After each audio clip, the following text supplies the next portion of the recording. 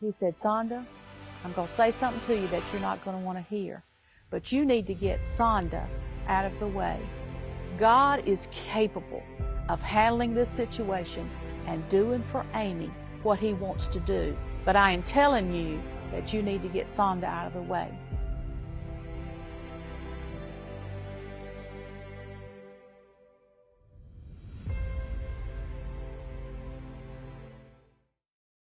The year was 1981, April the 18th.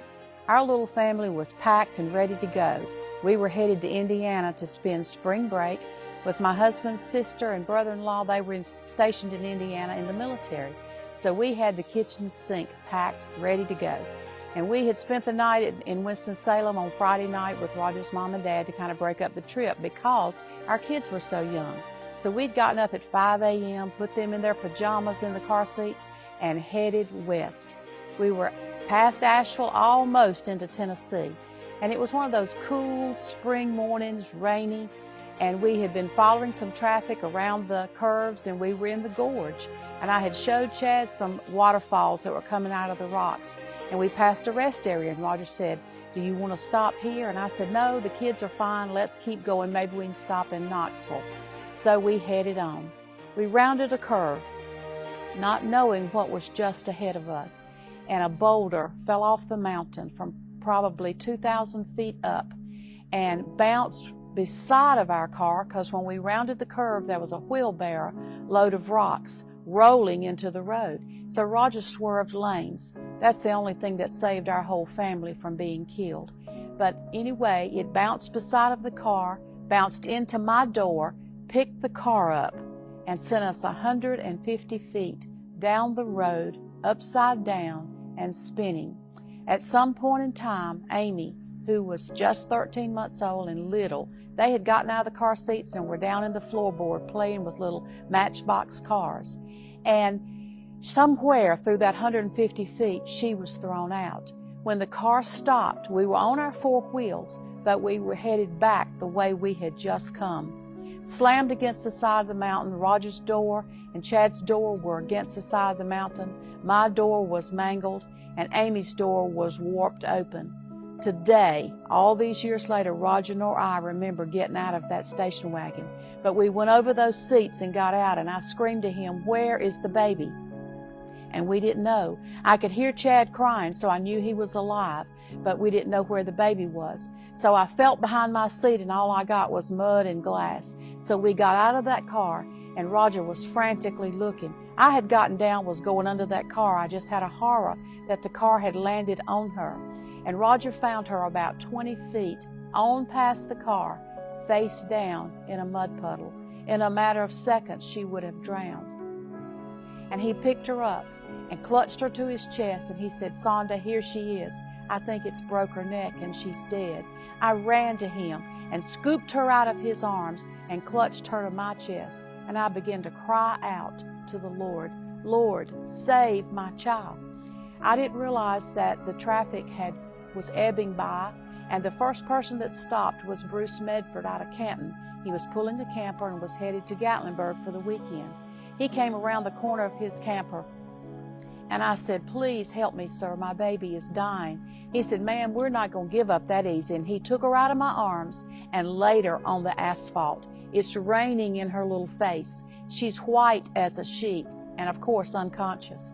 He breathed into her 8 times before she ever caught her breath. And that little belly came up, and I knew she was getting some oxygen into her lungs. And she started breathing on her own, very shallow, but breathing. The Lord was on the scene already. He sent 5 people in less than 3 minutes who knew what to do. Bruce was the first one. A state truck stopped with 2 drivers who knew CPR and were instrumental in helping stranded motorists. A nurse from Charlotte Memorial stopped, and she said, I'm a nurse, can I help? And she helped Bruce with the baby. And another motorist stopped he'd been in the Air Force, and he knew CPR and skills to help stranded people. So 5 people in 3 minutes, God was already there. I was crying out to the Lord standing on the side of that interstate, and I can see the traffic ebbing right on by, and I thought, they don't realize that my baby is at death's door. So I began to motion for them to stop so some of them could give us some help. And what I didn't realize was everybody was stopping. We were in the gorge, so it's real narrow through there, and every car had to go a little bit further so they could pull over and stop and walk back to where we are. This big burly truck driver had this huge umbrella, and it's raining, and he's holding that umbrella over me and just patting my hand. He said, "Honey, you pray, 'cause God will hear." They said the traffic was backed up 5 miles on the interstate. We were on Interstate 40. And so, no cell phones back in those days, so the truckers radioed back to get help sent to us. I'm not sure how they got through all that traffic, because there was a 3-foot concrete median that ran down through the interstate, but get through the traffic they did. 45 minutes it took the ambulance, because we were in no man's land. We'd already been through Waynesville back a good ways, and so these were volunteer fire people who had to come, leave jobs and come. So 45 minutes later, the ambulance got there. The first ambulance took Amy, because she was the most critically injured, and Roger rode the ambulance with her. The second ambulance took me and Chad. They took us back to Haywood County Hospital in Waynesville. When I got there, they came in to talk to me and Roger. Roger had already gone to the telephone and called his parents, called my parents, called Brother Forehand, who was our pastor in Kinston, so that they would start praying and get the word out that we needed God's help.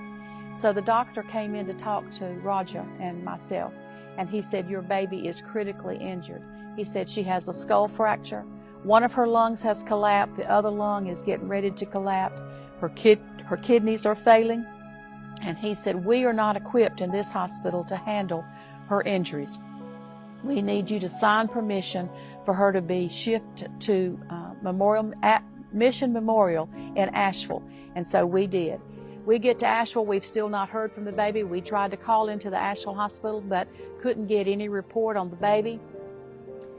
We did find out that she was on the 7th floor in Peds intensive care.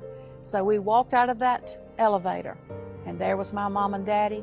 There was Roger's mama, who had flown in from Winston-Salem. There was my brother-in-law and sister-in-law, who had thrown their stuff in a car and driven in from Indiana. They all beat me to the hospital.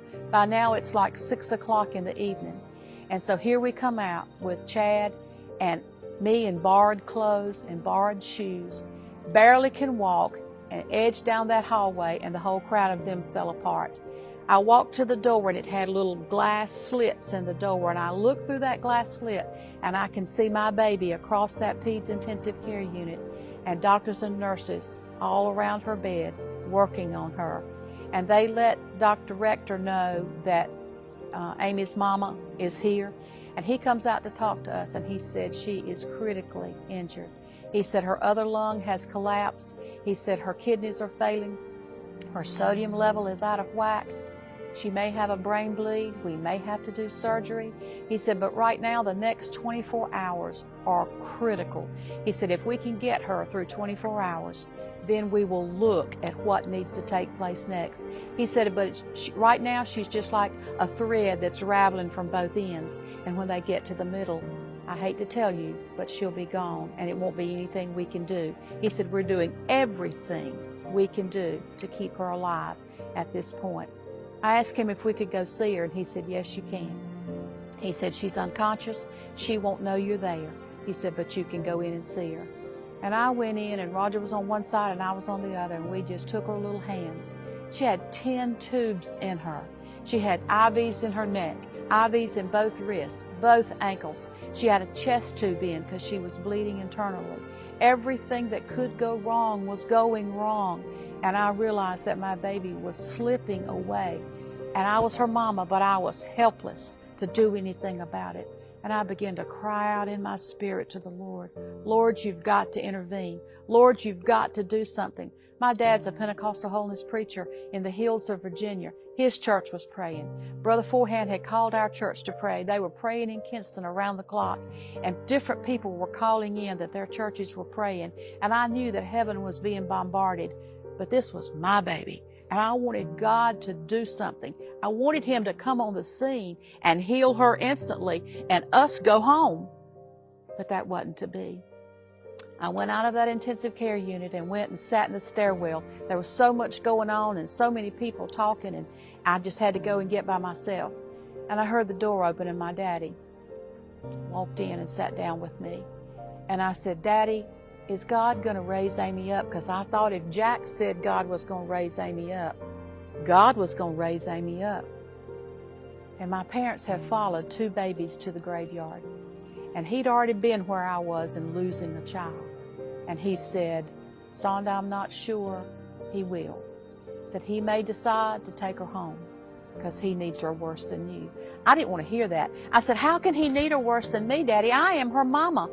And we have carried her to church since she was 2 weeks old. We've done everything right. I have tried to lead my children to the Lord through home studies and through church and everything. We've done everything right. Why is this happening?" He said, "We don't question the Lord." He said, "Because he sees a picture we don't see, and he orchestrates things sometimes for our good when we don't realize it's for our good." I said, "How can this be for my good, Daddy? This is not for my good." He said, "Sonda, I'm going to say something to you that you're not going to want to hear, but you need to get Sonda out of the way. God is capable of handling this situation and doing for Amy what he wants to do. But I am telling you that you need to get Sonda out of the way." He got up and walked out and left me sitting on those cold steps of that exit going down to the next floor. And I realized that being a Christian, I realized that going to church all the time, I realized that everything we were doing was good, but that it only mattered what God wanted for Amy's life and for our life. And I said to the Lord, "Lord, if you'll raise Amy, I promise to give you glory as long as I have breath." I had no bargaining power with the Lord. He didn't love me any more than he loved the next person. But I was pleading for the life of my child. And I said, "Lord, I promise you, if you will raise her up, I'll give you glory as long as I have breath." I got up and went out of that little stairwell. When I got in the hallway, we were in a little room, a little waiting room for parents across the hall. But I saw Dr. Rector coming out of the intensive care unit toward me. And he motioned for me to come there, and I walked to him, and he said, "I don't understand it." He said, "But for the first time, she is stable." And it was like the Lord whispered in my ear and said, "I am capable." So, as the days began to progress, things got worse. Everything that could go wrong did. We'd take 1 step forward and 4 steps backwards. And she's still in intensive care. And we could only go in at certain times during the day. But the nurses realized that we knew our place, that we would do what they asked of us, and so they would come and get us and take us in to see the baby. On the 4th day that we were there, Margie, the nurse that we had gotten close to, said, "I'm going to see if I can get her up and let you hold her." I hadn't been able to hold her or do anything. And the wreck happened on Saturday. It's now Thursday. But when I would go in, I would sing to her, tell her Bible stories, do everything just like if we were at home that I would do. And I asked Dr. Rector, I said, "Dr. Rector, do you think she can hear me?" He said, "Well, they say the hearing is the last to go." So I pretended she could hear everything I said. And I sung to her, and I read to her, and I told her stories.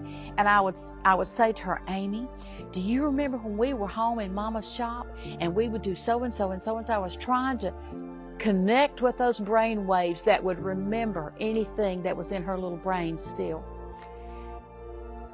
As the days progressed, nothing changed positively. The different ministers would come in from the different PH churches in the area. Dr. Church from Marion brought a prayer cloth that had been anointed and prayed over by his people. And he said, "I want to put this under Amy's pillow." He said, I said, "I want you to do it." So I asked the nurse, and she let him in, and he slipped it under her pillow. And I just knew that God was sending encouragement and reinforcement to us.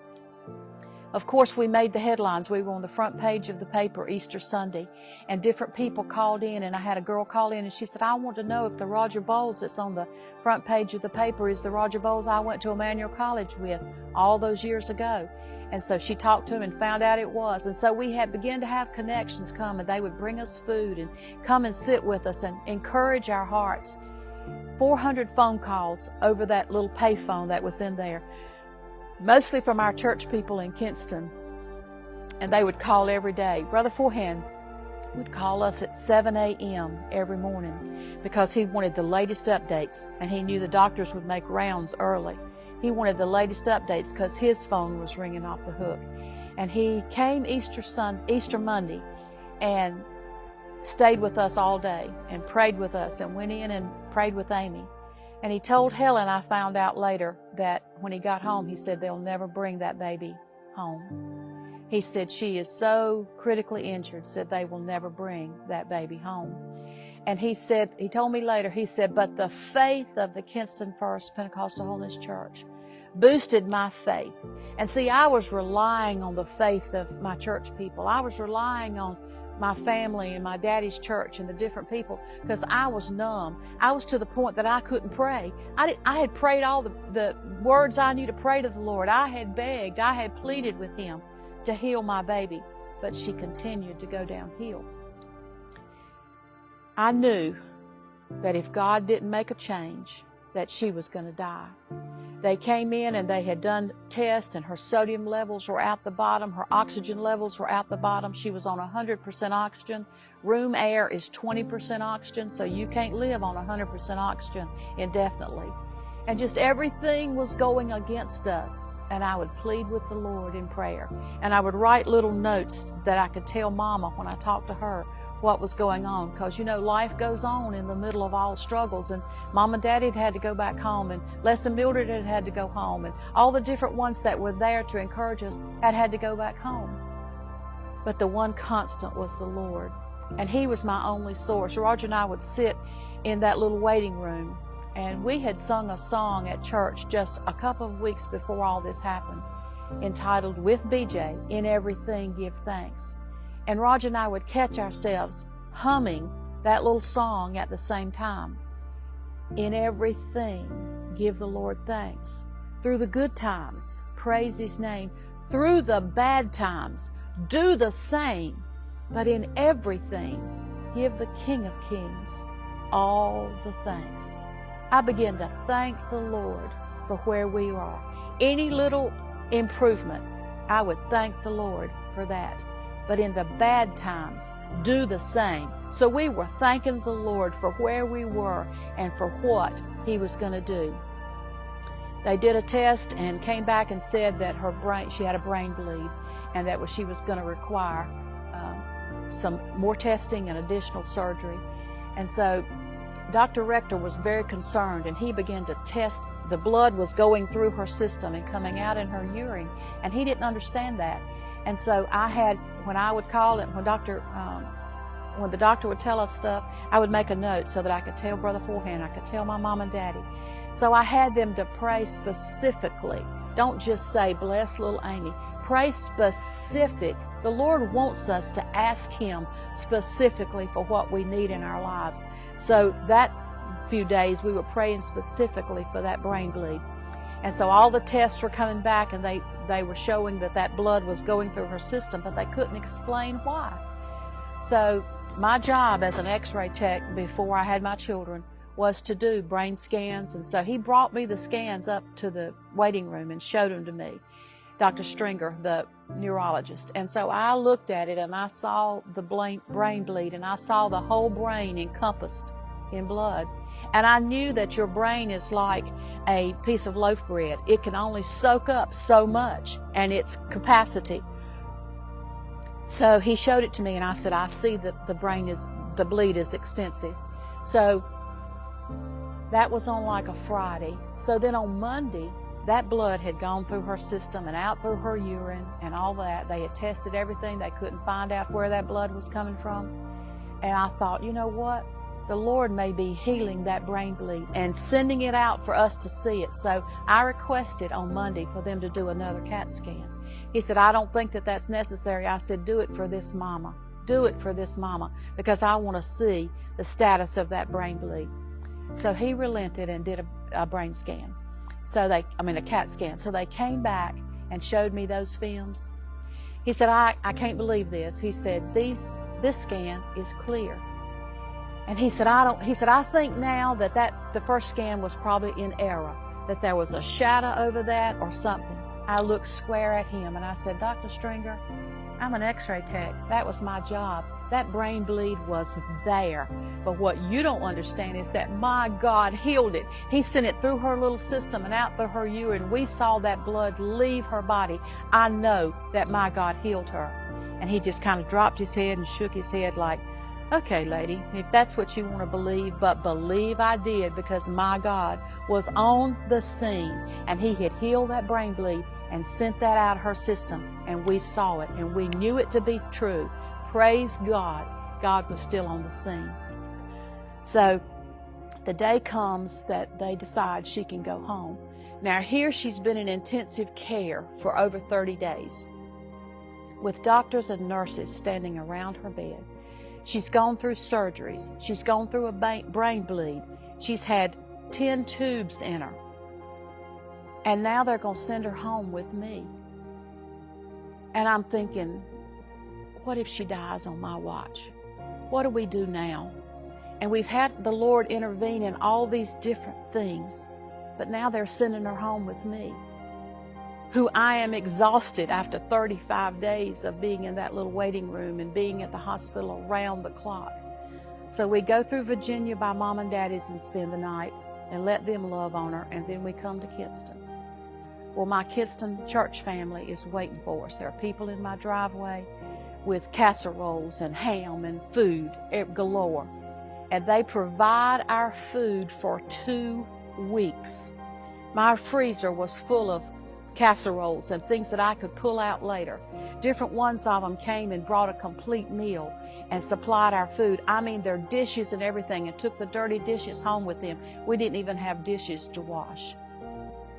But the Kinston First Church wrapped their arms around us. They've already prayed for 35 days around the clock for Amy. And Amy kind of became the church baby. And they extended such grace and love to us. It was unbelievable. So here they are. Here we are with a baby that's been in intensive care. And now she's in her crib at home. And I'm afraid to go to sleep. I sit in the nursery with my hand on her back so I can feel her breathing, because I'm afraid she'll stop breathing on my watch and die after all we've been through and after all the Lord's done for us. 12 weeks into this, we go to Dr. Ira Hardy in Greenville. Her face is paralyzed where they put the shunt in. She can't see, she can't make sounds, she can do nothing. She's just like a little newborn. Roger comes to the church on the first Sunday that we're home, and I said, Roger, today be anointed for her eyesight. So he said, okay. So I was cooking lunch, and I had strapped her into the high chair and had a big pillow behind her head and had her head strapped in because her little head was heavy and she couldn't hold her head up. And you could take your fist and go toward her eyes and she wouldn't blink or anything. So she wasn't seeing anything. So I had put her some Apple Jacks on the corner of her tray on her high chair. And I was cooking lunch and I was singing, and I was talking back and forth to her, and she's listening to me. And she'd smile at me some, but not say a word. So I go over and look, and she has gotten the Apple Jacks and put them all in her mouth and filled her little cheeks, and they're like, and so I said, Amy Boles, where did you get all those Apple Jacks from? It didn't dawn on me at the time. So I clean her little mouth out and wash her hands and wash her face and move those Apple Jacks and put them over on the other corner of the tray. And I go back to cooking lunch, and I had a good lunch on. We were going to eat good that day. And I look, and those little cheeks are puffed out again, and it dawns on me that she has seen where I've moved the Apple Jacks to, and her little hand has gone right to where they are. And I look at the clock, and it's 11:30, just about the time that we're in the altar praying. The elders are praying for the sick, and because we used to do it in the middle of the service. So it dawns on me that Roger's being anointed for her, and I'm home in my kitchen, and God's on the throne, but he has reached down and touched her eyes. So I go over and pick up an Apple Jack, and I hold it up in front of her, and I said, Amy, do you see this Apple Jack? Can you take it from Mama? And she takes that little hand and shakily lifts that hand and takes that Applejack out of my fingers, there was camp meeting in my kitchen, because I began to dance around and praise the Lord because her eyes have been instantly healed by God. Roger's anointed at Kinston Forest. God's on the throne, folks, and I'm in my kitchen dancing and praising the Lord because God instantly healed her eyes. The morning that she had to have surgery, they had prepped her and put her on the little stretcher, and we were walking with her to the surgery wing. And I said, Amy, they're going to take you in where Mom and Daddy can't go this morning. And I want you to know that Jesus will go in with you. And so don't be afraid. It'll be cold in there. It'll be bright lights, but you will be fine because Jesus is in there with you. Mom and Daddy's out here. We're praying for the Lord to touch you this morning, so don't be afraid. And so they come out and take the stretcher and take her away from us into the operating room. And around the curtain comes this nurse in full surgical garb with the mask and the whole 9 yards. And she said, you don't normally hear parents with your kind of faith. She said, it's encouraging to me this morning. She said, and I want to share something with you. And she handed me a little tract, and that little tract said, miracles happen when you believe. And I look at it, and I look at Roger, and we look back to thank her. She was nowhere to be seen. I step around that curtain. She's not in that hall. I look down the other hall. She's not there. Now, I can't tell you, sitting in this chair today, that she was an angel of the Lord, but I know that the Lord sent her to me that morning as an encouragement. We were giving our baby into the operating room not knowing what was going to happen, but miracles happen on that little track when you believe, and we were certainly believing for the Lord to perform miracles in Amy's life. And so I want to, if you don't remember anything I've said on this testimony, I want you to remember that one thing, that God's not a respecter of persons. He didn't love the Boles family any more than He loves your family. So whatever you're going through, whatever you need from the Lord, ask Him in faith, believe, trust Him. Know that it might not be on your timetable, but that God will come through. He will be what you need in your life. And if you will trust Him and live for Him and give Him your all, He will meet your need.